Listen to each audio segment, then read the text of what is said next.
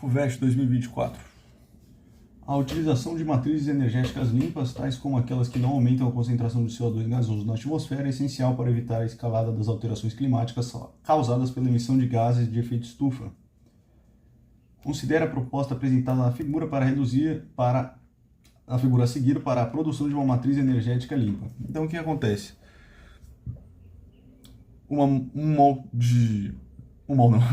CO2 gasoso reage com hidróxido de sódio, formando carbonato de sódio e água. Esse carbonato de sódio reage com hidrogênio gasoso, na forma de metano, e esse metano aqui é utilizado no gás natural veicular, inclusive ele é o maior, o que mais compõe o gás natural veicular, né? E ele gera aí energia aí para rodar os motores dos veículos, né?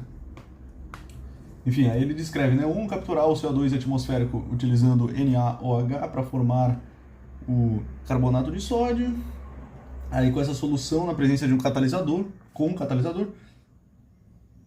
e o H2, né, o hidrogênio gasoso, oriundo de fontes renováveis, gera aí o metano, um gás combustível. Com base nas informações e seus conhecimentos, assinale a alternativa correta.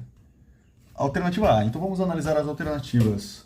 O catalisador participa da reação de produção do metano e se decompõe em hidróxido de sódio. Primeiro que isso é impossível, porque o catalisador é aquele componente, aquela substância que é utilizada numa reação química que está presente no começo e no final. Ela participa da reação química, mas ela volta no final, não na forma de produto. Ela volta no final, ela se reconstitui no final do processo, certo?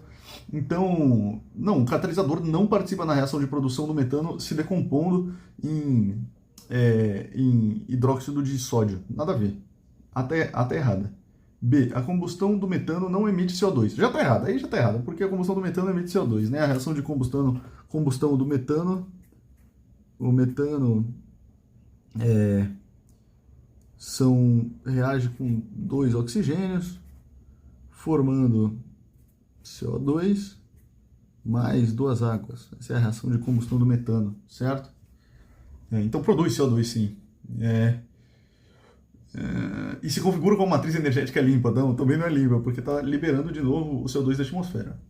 Aí a alternativa C. A proposta não apresenta uma matriz energética limpa.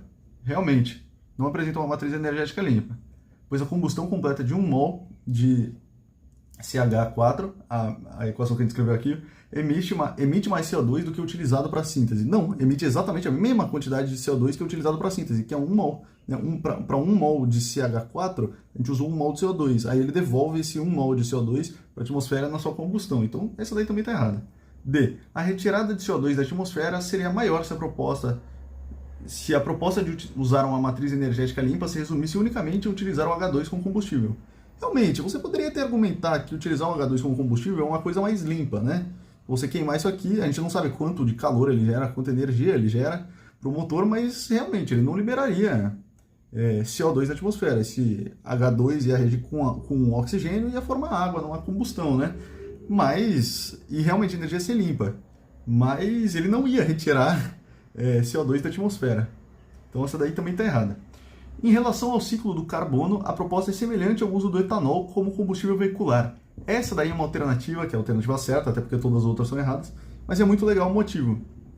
Porque quando a gente substitui a gasolina pelo etanol, na verdade, um dos grandes benefícios para o meio ambiente é que para aquele etanol ser produzido, foi plantado cana.